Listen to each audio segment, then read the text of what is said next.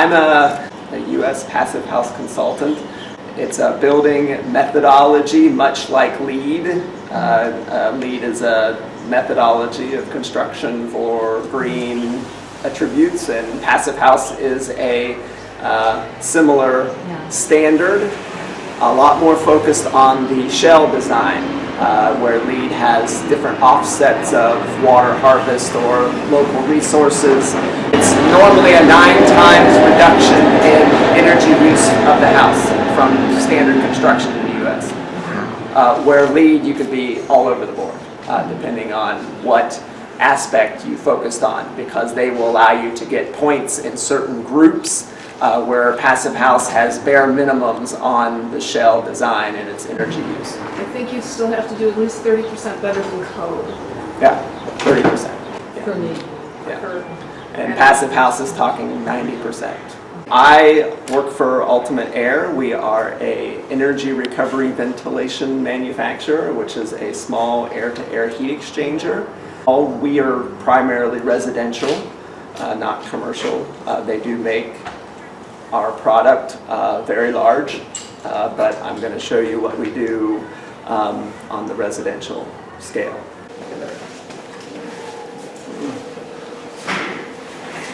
This is our R&D lab, and where we are able to do our product performance testing, energy, and the heat transfer calculation as far as our certification goes. The residential model we make is that black box right there. I'll tell in detail when we get out to the shop here. But this setup here is able to measure all 4 airflows, their temperature, their humidity, the amount of energy in every stream, and how much of it that we are able to transfer from one airstream to another. The reason for ventilation in a house, everyone would understand: oxygen, maybe filtration, better indoor air quality. This is the primary driver for any type of indoor ventilation, indoor air quality. For what other reason would we want to ventilate? There may be some influence on humidity or comfort, but the primary reason is for indoor air quality. As opposed to opening the window to get your fresh air, except on today, of course, we're going to do that. But in the middle of winter, we don't really want to do that, because when the fresh air comes in, all the heat goes out, right? So this device is to deliver the fresh air at the least cost to you. So while it is exhausting the stale air from the house, it's pulling stale air out of the house on this duct, through the machine, and pushing it out on this duct. It is bringing fresh air in here through the machine and dispersing it into the house here. When it crosses in the machine, there's a heat wheel in there. Pretend it's really cold outside. So the leaving air is 70 degrees, the incoming air is freezing, and when it passes through this wheel is rotating between the 2 airstreams, it captures or absorbs the heat energy out of the leaving air, 70-degree air, and shoves it over into the incoming cold air. Not the air, but only the heat and some of the moisture. And we are able to capture 96% of that heat. The air coming in is very close to room temperature, using only passive transfer of the energy from one airstream to the other. This setup here is giving you all 4 air flows on each duct, all of the humidities, all of the temperatures, and then the performance. Now today, since the day is so close to room outside, it's not relevant. You're comparing different components. They talk about your heat transfer, and that's that 96% number, and that's what we're able to test here. Yes? So what are the green numbers there? The airflow, it's cubic feet per minute, as a matter of fact. This unit right now is pushing about 50 CFM, 55 cubic feet per minute. This is coming in from outside. This is being pushed to the outside. And the one on the top there has 44 CFM. That's your fresh air. Comes through the machine, and then it's ending up here as, again, the same fresh air at 53 CFM.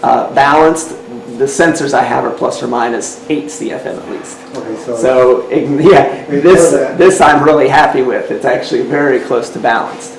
This unit is 30 to 200 CFM. An apartment, say 800 square foot or less, would probably fall in the 20 to 50 CFM requirement. So yes, it could be used. You would only use the low-end capacity.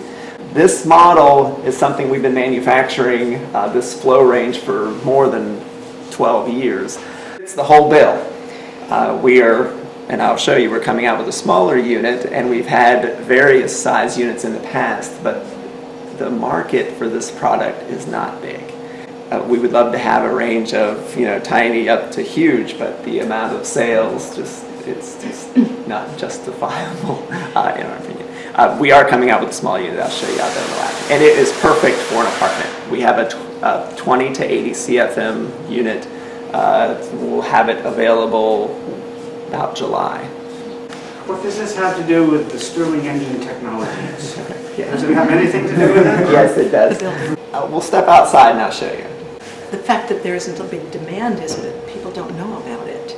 Do you think? We have been pumping money into getting people to know about it for a decade. And they aren't biting. No. I mean, if you don't really have a tight envelope, does it make sense to do it? I have a very old house, and if my unit's not running, it makes a difference. It's the only time you get air flowing through an old leaky house is when the wind blows. And then even then you don't really get that much of an infiltration. If you did, you really notice it in the wind. So your infiltration, the natural air change in your house, how many holes you have, right? Say, I got an old house, thing leaks like a sieve, I'm getting air changes all the time. You are. On a day that the wind's at 20 miles an hour, you're probably getting a lot. On a stale day, you're getting nothing. So the basis for, like, the ASHRAE recommendation on ventilation, mechanical ventilation continuous. So guaranteed exchange rate all the time. Yes, there's a benefit. The other side of that would be, where is your fresh air coming from when you're not doing mechanical ventilation? Where would the contractor not have paid attention? Is he going to have your walls? He's probably got them sealed up good. You seal up between the crawl space and the house as well as he did the wall on the outside. Where do you think the air's coming from? The crawl space. That's dank, Yes. moldy air. So it's triggered by conditions outside. You don't have to come down and say, oh, it's windy today, I need to set it at... No. So the basis is you want continuous mechanical ventilation all the time. Especially when you get to this type of mechanical ventilation, the cost to you is small. The real thing would be to control the ventilation based on the indoor air quality, and the industry's not there yet. What affects you? Do you have a particulate problem? Is it asthma? Carbon dioxide is another measure of indoor air quality, right? How many people are in here and what's the carbon dioxide building up to? That's more of a commercial recommendation. But in your house, is it radon? Is it formaldehyde? Is it a new house? Is it particulate level? Is it the ragweed from outside? If you measured that and said, my good indoor air quality is a 5, taking all that into consideration, and you were able to control ventilation on that, that would be the optimum solution, right? Because ventilation costs money. There's no doubt about it. It always costs money no matter how you do it. Are you going to kind of show us the magic inside the Absolutely. box? Yeah. So is this used in conjunction with like a gas burner? This is your ventilation. How you duct this into the house, you can utilize your existing forced air system to an extent, or it can be independently done. Yes. But this is separate. This is, it's not your heating and cooling. You have a demand for temperature, heat, or cool, but the separate is ventilation. And tying them together sometimes is not conducive to the same result. In other words, when I want to run my furnace, maybe, or when I'm not running my furnace is when I want ventilation. So you got to be a little particular on the installation there. Okay, let's walk around the corner. It's Sterling Engine time. The woman talking there, that was Catherine Chang. She's the owner of the place and the founder and all that, and the Sterling brain around here. But this is her collection of turn of the century Sterling fans. Sterling fans? I was Yes. thinking, that's ventilation from the past. These- But they're fans. These are Okay. Sterling fans. These are linear Sterling Powered fans. by Sterling engines. Yeah, you set those on top of a wood stove and the heat off of the wood stove, most of them, it'll turn the fan. It's Yeah. mainly for Circulation. They're hot air Right, turn of the engines, yeah. century, yeah. You know, just like a lantern. But if you set it on top of wood stove, it's going to do the same thing. That's why these were made, for putting on a wood stove to circulate the heat. Yeah. Like the camera there. Most of them. There's a water pump down there. Behind her, there's a water pump sitting on the floor there. So Stirling engines have been used long in the past. Oh yeah, nothing new. 1800. Well, they're older than internal combustion. Sterling goes way back to the 1800s. Yes. And I was asking about William Beale. William Beale invented a free piston Sterling engine as a professor at Ohio University. And What was this building originally? Oh, it was an Athens bowl for lumber mold. lumber, yeah. The train came right on the backside. The loading dock you see here was identical on the other side of the building, and the train right by it. Lumber. Was it a mill? Yeah. A sawmill? Well, they made I'm not molding, sure. Or made 1940. baseboard I believe. molding, that kind of This is a Sterling engine. This is the one design developed a lot in part. Kate, see her back there? This is a heat engine, so you heat up everything from this side forward. Usually this end just is stuck into a burner of some sort from here forward. From here to here is the cooling jacket. This is cold side. And basically it works by absorbing heat through here and changing gas pressures on either side of the piston to work this thing back and forth. This was manufactured in India for not very long. But anyway, the material. This is the regeneration material in it. It's a woven stainless steel, random matrix stainless steel. This thing keeps the hot on the hot side and the cold on the cold side by absorbing and releasing heat really, really fast, like 60 hertz, like moving really, really fast back and forth. And that regeneration material is where the heat recovery material in our machine came from. Right? So we developed. It's air-to-air heat transfer with an absorption, type of heat recovery material, and this not in stainless as that is, but is the same principle. Random fiber matrix, and it absorbs and releases heat really fast. Does that need to be If you weren't replaced? blowing the air Yeah. through, it would be an insulator. Does this need to be replaced? Stainless steel, no, not so much. But just like, But this does. This one, and that's internal. In other words, the working gas is all inside, never comes out. This Yeah. is continually seeing well, that gas. is, this is steel? No, this is nylon, foam, isn't actually. it? It's nylon. This model has our wheel in it.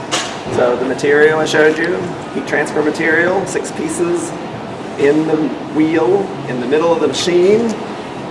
You see it in the middle of the machine, okay? So the material itself, yes, it's a random matrix fiber, and the density and porosity makes it a decent filter, a particulate filter. We didn't design it for that. It's designed and optimized for heat transfer and moisture transfer, and then tested as a decent filter. And in our industry, that's both good and bad for service of a heat exchanger. Good, so we'll market the heck out of, yeah, it's a great filter.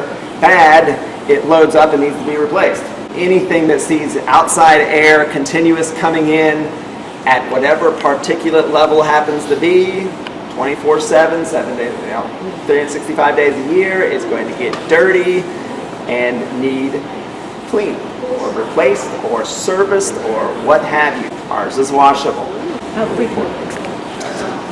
once every 10 months. Do we have any dirty filters laying around that have been running for a while to show what would be in your lungs if not caught in this? So if you look at this wheel, this side of the wheel is always seeing outside air going that direction. The exact opposite side is always seeing room air leaving, right? And yeah, so if you look at one side to the other on a dirty unit, the outside, this facing one, is always loaded more. Unless, before the smoking ban, it was in a bar. Okay. And those needed changed about once every other week.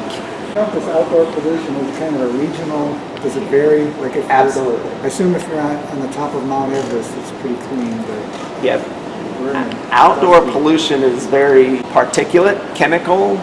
There's so much. Agricultural spray, ragweed, blooming, stuff, pollen. You got to differentiate between particulate and chemical. Chemical is something a filter is not going to help you with unless it's an absorption filter, like a carbon filter. If your neighbor is burning fire and you are bringing fresh air in and the smoke hits that intake, there's no help for you. It's going to come in because a filter does not capture chemical. So this is a MERV 12 filter. Your furnace filter that they ship it with is like a MERV 2, this 1-inch pleated thing. If you upgrade it to a 4-inch guy, it's probably in the realm of a MERV 7, MERV 11. Minimum efficiency reporting value. MERV 12 stands for 95% capture at 1.8 micron. MERV 8 is 95% capture at 3 micron, I believe. In other words, it's going to capture most of the stuff at this size. HEPA is 0.3. MERV 12, 1.8. HEPA, 0.3. You got to be careful with upgrading a furnace filter because it's more resistance and you lose airflow, and you get on the coldest day of the year but the furnace isn't keeping up. It's because you put this giant filter in there and can't push the air through it any longer and deliver your BTUs. Filter work better when it's brand new or when it has some particulate matter already trapped in it. A filter gets better the more it gets loaded, to the point of you lose airflow. If you get past the quarter loading, you're going to start to lose airflow. It would be a better filter if you could continue to push harder, push the air through So it. is your furnace or whatever less efficient because it's working harder? Those furnaces will not become, from an airflow standpoint, less efficient. They just won't move the same amount of air, thereby not deliver the same BTU. Always the premise is the outside air is better than the inside. Normally 5 times, generally 20 times the inside, the outside air is better than the inside because you're enclosing a small volume relative to outside. But if the outside air is worse, you wouldn't want to ventilate with the outside, right? But you also need oxygen. Outside air has the oxygen we need. Whether it's loaded with chemical particulate or not, we had to have the oxygen. If we have a super tight house, we run the risk of having not enough oxygen, higher CO2, particulate. 95% at 1.8 micron.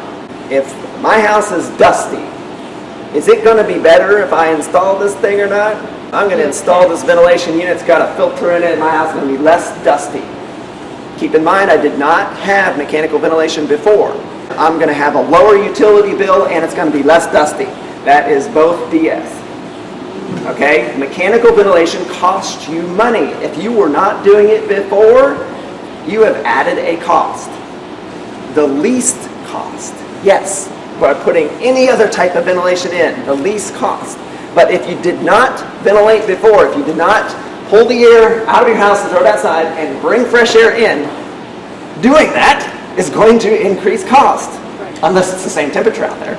And then you just open the windows, right? So ventilation is always going to cost you money. This is going to cost you the least. Right? We're the most efficient product on the market, the most efficient air mover, the most efficient recovery. In the winter, you'd be capturing the heat that was exiting. So you capture that, so that surely should save you. But you weren't ventilating before.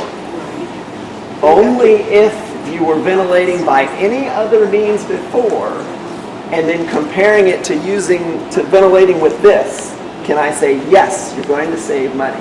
In other words, if you turn your bath fan on and run it all the time, let's say that bath fan is pulling 50 CFM, which is about this much. Because if you pull that air out you are also bringing that amount of air in from outside, uncontrolled. That's uncontrolled exhaust-only ventilation.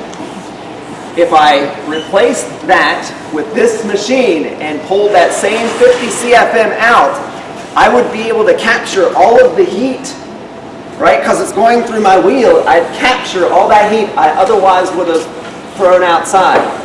So yes, at that point then, we will save you money. But only if the initial premise is you were ventilating continuously before. A furnace is closed loop with your house. It is pulling air from your house and putting it right back in. You're using air from the outside to provide oxygen for burning your fuel. Most do not. I just put a 94 plus in the office up there, and it has 2 ducts, right? You can supply, but we didn't bother to run the one outside because that building up there is so leaky that there's no need to pull it in from outside. Combustion chamber is a closed circuit and you can duct to it. In other words, it can pull air from outside, burn it, and then shove that right back out. That is only making heat. It is not shoving that hot air into your house because that's combustion air. You definitely don't want that. And the second air loop is the air being dragged across the coil, which is what that fire is making hot.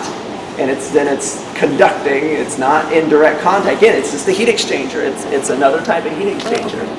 All right. That's a closed circuit with your house. It's recirculated air. It's not fresh air. Most of the time, when they do introduce fresh air into a house like that, they will pull this 4-inch duct off of your return and put a hole in the wall and put that outside. That is your fresh air. When are you getting fresh air? Only when the furnace is running. How much fresh air? Do you think the contractor measured how much air that's sucking in off of your return? And it will be randomly different with every installation because of turn, pipe, house, and everything. But they are hoping that you get 40 or 50 CFM of fresh air mixed in with your house air, and that is a very typical practice. Not filtered, you have raw air coming in. That thing is using about 40 watts right there. Not a lot. $6 Did you put a it on month. a monthly kilowatt hour basis? Of what? 0.6. Kilowatt hours a month? Yes, right? About $6 a month. That's got to be a 10 cents a kilowatt hour. It's got to be somewhere around 0.5 to 0.7 kilowatt hour. This is actually a blower. Two. There's one right Moves here. itself. That is another small motor. There's a separate motor for Yes. that. So there's actually 3 motors in this. Yes. 3 very efficient motors. And this is the blower. So there's 2 of these in there. You see it right there. One for drawing in, one for blowing out. Yes. Right there. Right? It's pushing, sucking on this side, sucking it through the wheel. And there's an identical one on the other side of the wheel on the other side. Are those really efficient blowers? They are most efficient on the market, probably in the 60 to 70% efficient range. These are brushless DC electronically commutated motors. A 90 plus or so furnace is going to have an EC-DC motor like this. It is better than 50 to 60% efficient at converting electricity into rotational power. So if I give this motor 100 watts and it is 60% efficient, I'm going to get 60 watts worth of air moving power out of it, and the rest is heat, inefficient heat. An AC induction motor, which is 98% of the whole United States market, is like 30 to 40% efficient. I give it 100 watts, it gives me 30 watts worth of air moving rotational power, and the rest in heat. It is a piece of junk. Most of Europe has outlawed them.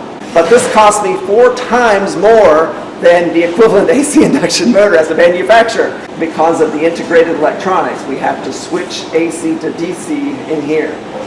Right? And it has a board, PC board in it, whereas a shaded pole or split capacitor AC motor doesn't have any of that. Right? And if you touch that AC motor, you're going to melt the ends of your fingers off. Every appliance in the United States market, your bath fans, anything that moves air, typically has an AC induction motor in it, unless it's an efficient one. Your Energy Star appliances, things like that, they are moving to And we were the first, and we are still the only United States manufacturer using DC motors. Like I said, furnaces, yes, they switched long ago, or not switched, you can get it if you pay for it. So you import them? Yes. Motor manufacturer in the United States, I don't even know one exists anymore. Maybe GE, which got bought by Regal Beloit. The really good ones are made in Germany. The people that are copying the German design and having them made cheaper are being made in China. Where's that one from? China. So are there new advances being made in these to make them even smaller and more efficient? Yes, or- every year. Yes, every year. But in the United States, have you checked the price of gasoline lately? Have you checked the price of your energy bill lately? We don't care. There's no incentive. United States manufacturers, I go to Regal Beloit, the US manufacturer, I say, I want this efficient motor that's made overseas, why don't you make it for me? He says, you buy 1 million of them, we'll make you whatever you want. You gonna buy 500? Forget it. Go away. I don't Yeah. know the micrometer size of Yeah. dust or dander. Filter, I want lower dust, right? Is my mechanical ventilator gonna make me lower dust? It'll clean your house. No, absolutely not. Remember what I said, it's going to capture 95% of the dust, right? But now, this is coming in from outside. I have an unlimited supply of dust. It's not house, it's not just what's in the house, this is what's coming in from outside. And today, I might have no dust outside. It's calm, it just rained. I might have no particulate outside. Really dry, pollen, the amount of dust outside is a millionfold. I capture 95% of it. Is it making it better or worse inside? If there's 1 million outside and I'm bringing in 5%, is it making it better or worse inside? I'm always bringing in some dust. Continuous. If I want to lower the dust in my house, you want to do the recirculation filter. You want to put the better filter on your furnace or have a standalone thing that just takes your house air, drags it through that filter and puts it right back in, because it'll do it over and over and over again. That's a multi-pass filter. This is a single pass on incoming air. What is the air exchange rate for a house? How many 4 out? an hour. 4 times, no, 1 time every 4 hours, Okay. theoretically. Your furnace is doing it once every 15 minutes. If the chemical is inside, it's great because you're diluting. You're going to throw that outside because it's not going to get captured in the unit. It's chemical. Formaldehyde, radon, CO2, those are chemical. Gas, right? We're principle of dilution, right? Throw it out, bring in fresh air. If it's outside coming in, you got to do some type of absorption filter. Carbon, and that is not economically feasible for most people. You get a good carbon filter that's going to absorb what needs to be absorbed, you're going to need to change it in a month, or however long it takes to load that filter up. Service is going to be a little tricky. So would you actually just turn that off if there was the chance that there were chemicals outside, or so the neighbors are burning stuff?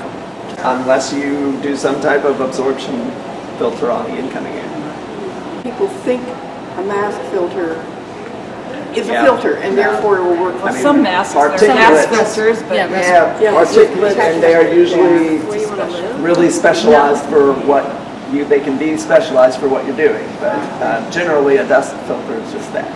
It's a dust. Air moving in general and mold, they don't like it.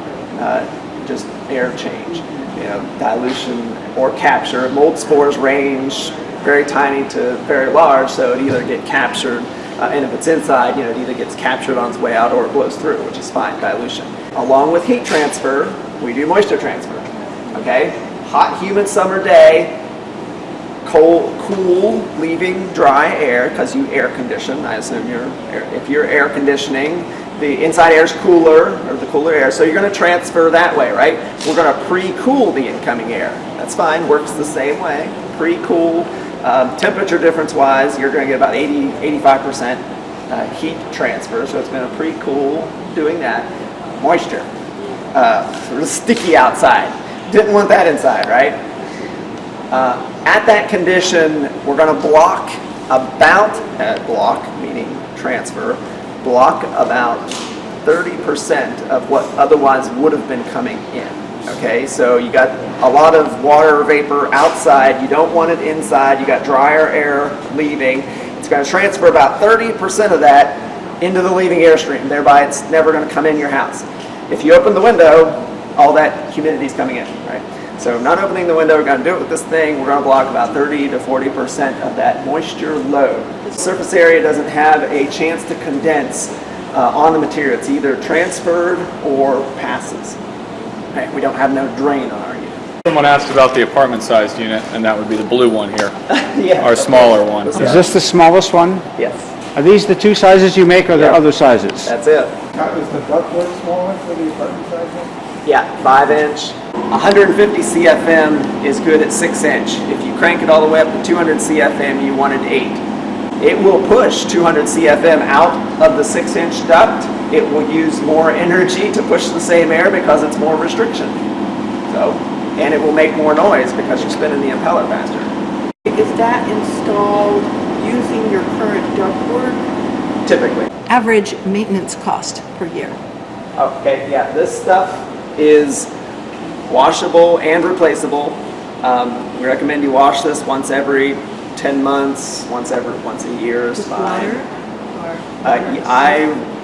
Yes, I generally recommend the 5-gallon bucket of warm water and detergent because this is a nylon. It's not, the material itself is not going to absorb water. It's a nylon, it's like plastic. You stick this down in there and the dust is going to, and our grease is going to release in the water. You leave it there for a little while and then kind of push it up and down and it will come fairly clean. You will probably get to wash this 4 times before it really starts pulling apart, at which place you want to replace it. That's great for our heat exchanger because when you replace this, you just renewed the heat exchanger and the filter at the same time. One set's $90, once every, 3 years or so. We would know how to do this. Put it off, pull the top off, reach in and pull them out. One at a time, push the wheel. They're all separate. I This is see. them, yeah. You don't pull the whole wheel out. No, shut the machine off. Just You really quick. can put that back.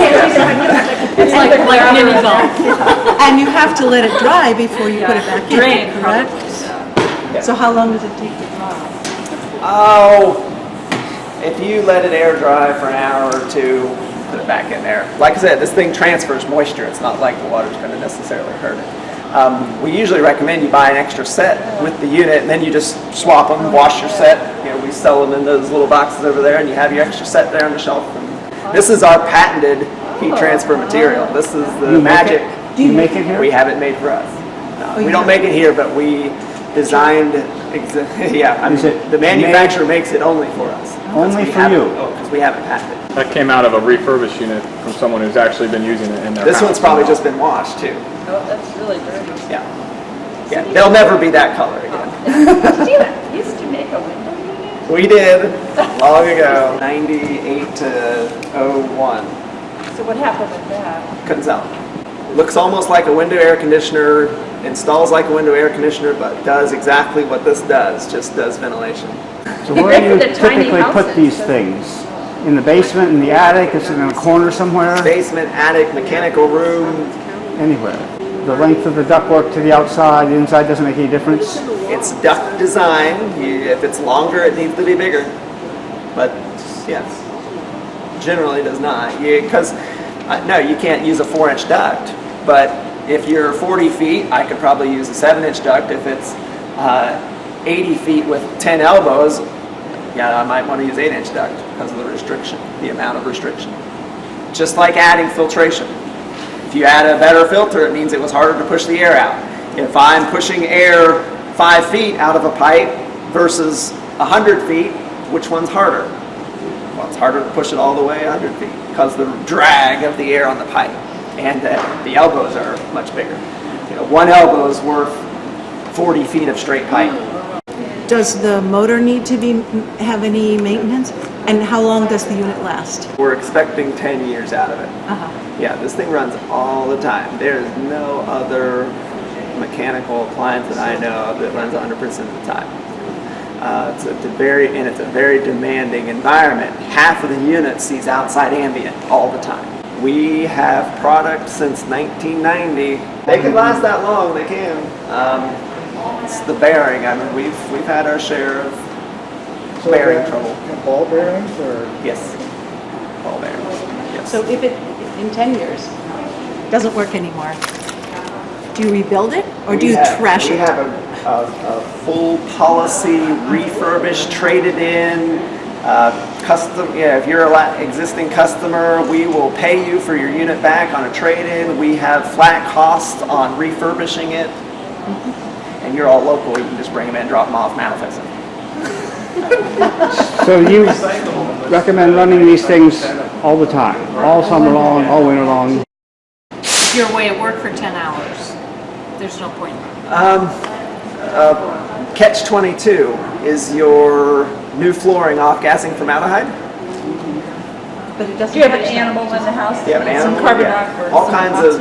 If you're away for 3 weeks, I'm gonna say, okay, maybe shut it off. But did you have radon? Do you have When you talk to people about radon, they talk about, the sub-slab? jackhammering Yes. through your slab. That's first because we cannot be a certified radon mitigator because there are laws about source control versus after. Source control means you didn't let it in, and that's what the sub-slab stuff is trying to do. They're not to let it in. Once it's in, the second most effective method is going to be ventilation dilution. We can't, the government dictates, or the state, one of the two, dictates what you can be as a certified radon mitigator. We can't because the radon's already in the house. They dictate that the fan used as source control, sucking under, it has to be outside of your envelope too. That's why the thing's got to be up in your attic or right outside. It's got to be outside your thermal envelope. Our fans are going to be inside your thermal envelope. So if it leaks, even though the principle of dilution, right? Even if it leaks, we're still going to be diluting, maybe just not quite as fast. But source control, that pancake fan they use for the sub-slab stuff, if you were to put that in your living room and it pulls all the radon and it were happen to leak right there in your living room, you'd be effectively bringing it in. That's why there's a certification, certified radon mitigation device. But second, in most retrofits, that if that doesn't work, and that's the case, most of them you can't do it. Or if you don't have a good gravel bed under there, you put one hole,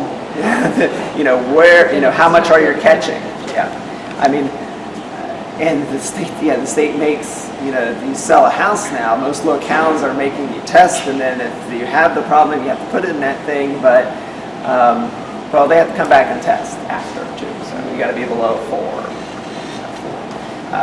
They sell an off-the-shelf radon, and I have a few of them, and I loan them out from time to time. But the radon siren, they're $150. You can get them. You can put them in your house. And my passive house, I've never seen above a 2. But that's more about, again, source control. I've got an air barrier on the floor. My house is airtight by a factor of 10. The state requires the pipe to be put in around your footer drain, and I had to put it in, but I capped it.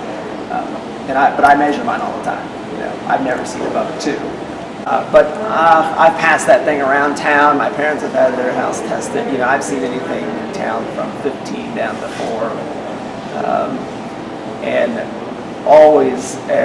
And we always get good results. We've been if you have an 11 or lower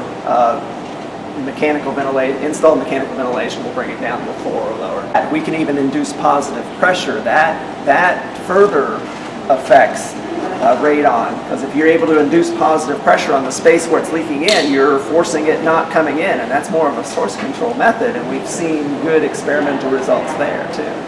Yeah, we can induce positive pressure. We have 2 motors. We can have one bringing in more than taking out. Right? We're the only unit on the market that's even capable of that. We have some offsets. Yes, we have some user offsets that you can do, or we actually have a pressure guard feature. You can actually attach a pressure monitoring device that's looking at your house pressure in the outside and controlling the offset of the flows to do that. It's an extra $500. Not cheap. What would, for a standard house, what would this cost? The unit itself is a $2,400 device. The big one or the little one? The big one. The little one is going to be in the $1,400 to $1,500 range, I imagine. I said, we are going to start manufacturing that thing next month. It is not being manufactured. No, not yet. This Next is month. the only one. Yes.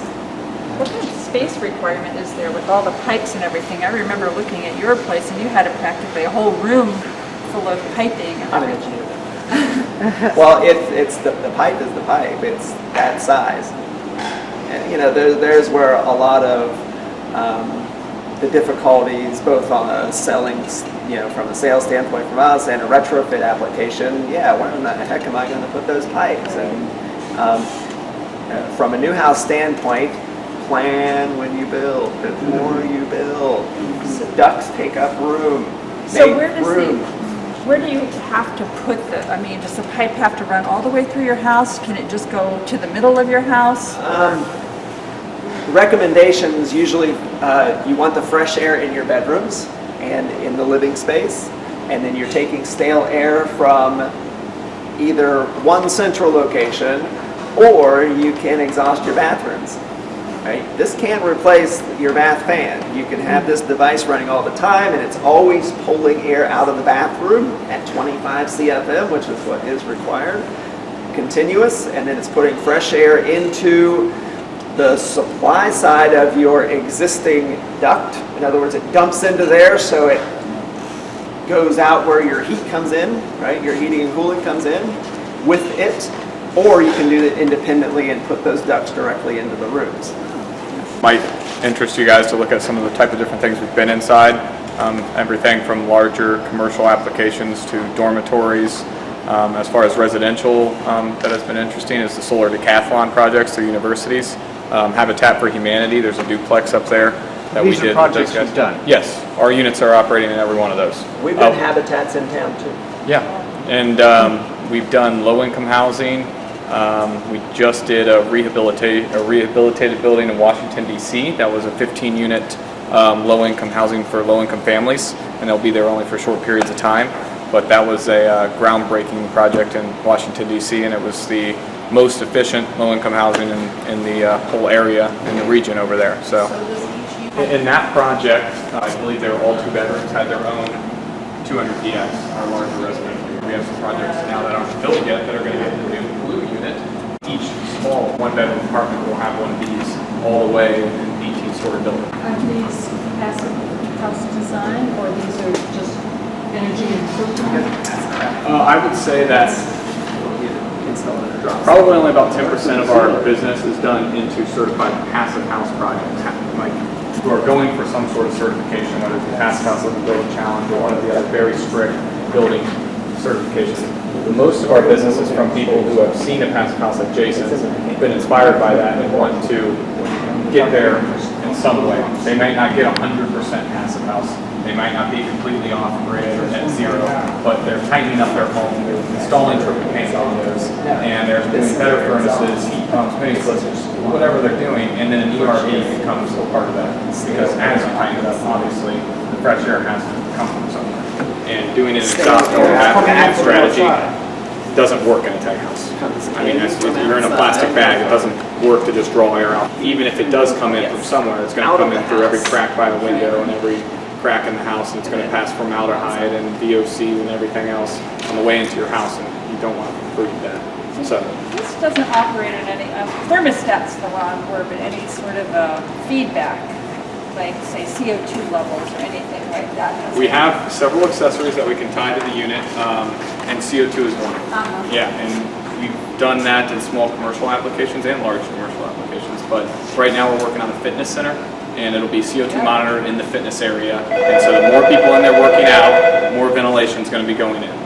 There's one method of controlling indoor air quality. CO2. Just space it on CO2, because we can do that. And in a commercial application, that is great. A waiting room in a dental office or something, that would be a great application. More people in there, ventilation goes up. You can boost ventilation based on humidity and other things, but CO2 is your big measure. CO2 is it's the easiest thing we can measure for occupancy. And what's that level that you want to achieve? What 800 parts per million. 800, that's pretty high.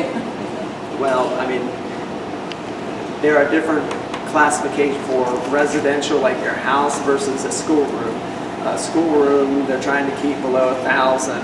You get above 1,200 and your brain slows down. I mean, that's because you're depleting oxygen. And 2,500 will start making you get a headache, actually. And actually, Harvard just finished a study studying this. If you ventilation Harvard study, I'm sure you can find it on Google.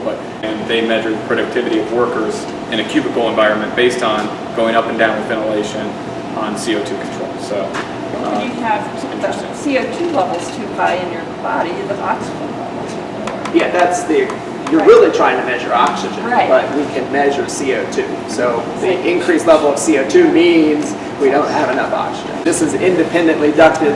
not hooked to your furnace at all. Right, In it's this taking stale air out of ceiling registers in your polluted rooms, like your bathroom, kitchen, and laundry, and then it's pushing fresh air into the house at the floor through registers in the bedrooms and living space. That one's like a drop ceiling with a small unit.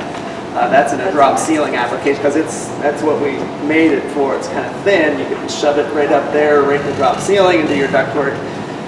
Usually they only have about 12 inches up there. But then it's split to about 5 registers.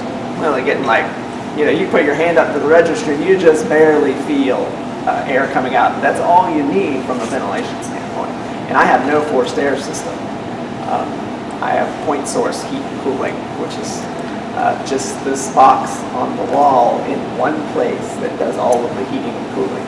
I remember when I walked in your house, something felt totally different about it. Maybe, I don't know what it was, but something felt totally different about walking in your house. During that, I measured the CO2 in my house when you all came in. Yeah, they all piled in there. It went from 800 up to about 2,200 real quick. Maybe that's what felt different.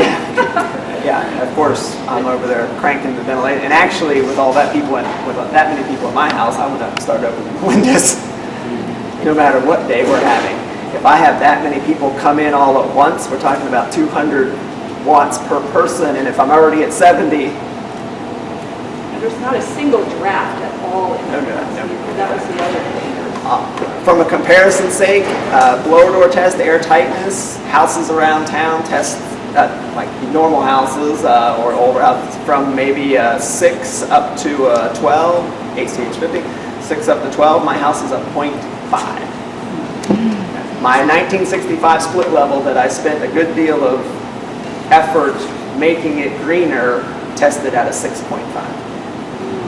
So my new house is a 0.5. Does the building where Catalyst Cafe is have? It wasn't legal. Never certified. Never certified, but I thought they were taking that path. Does it have an air exchange? You were. Yeah.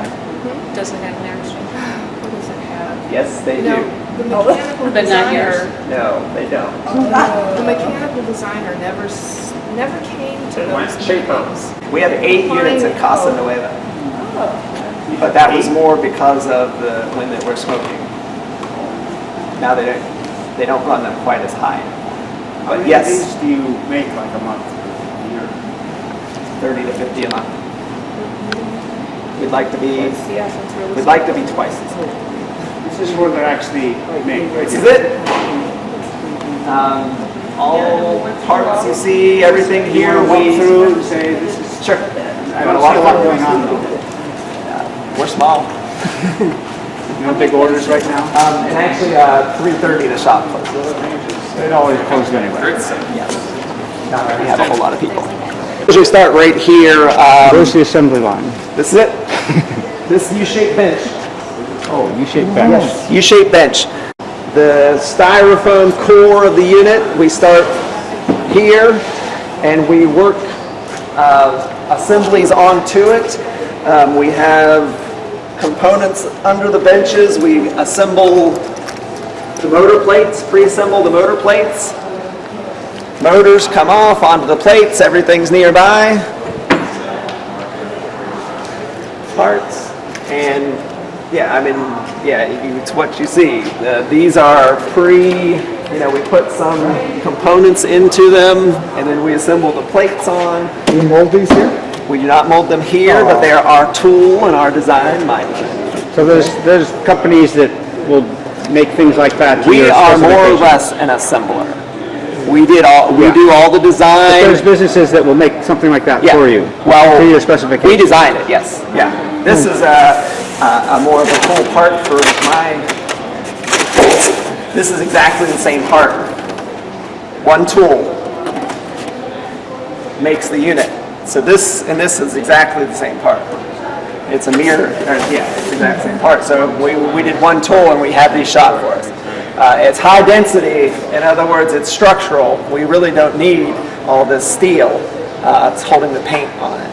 But the core of the unit holds the wheel. Everything is in the wheel in between. But you just, I mean, don't have a whole lot to show, but if you work your way around, we bring the components together. We do our run-in and our electrical testing per UL certification over there, and then they get run for a day, at least 2 hours, usually not more than 24, and then they get boxed and shipped. You just test them for an hour. 2. Who makes these? 2 hours. Where are they made? Those are shot for me in Wisconsin right now. Good. So then you ship it out, who installs it? The people like Dean Heating and Cooling, Air Okay, Qual. so the local. Yes, the whoever's local HVAC for- install, or builder. The builder can buy and do it also. Yeah, we sell directly to the builder and contractor, which is not typical. Typically, you'd go to Economy Supply and buy one, but this type of product is not stocked at those places. Not Lowe's, but your HVAC distributor like Economy Supply or Crescent Sprague or Car Supply here in town would be typically where you'd go to get one, but especially not ours because we are the high performance niche and distributors will not stock product. They'll call us and say, I got an order for one, will you ship me one? But the only advantage would be if they ordered 100 of them and had them for people to get, but since they're not getting a demand for 100, So they just go out for specific applications, one job. Yeah, So typically. you sell directly to customers? We do, very rarely.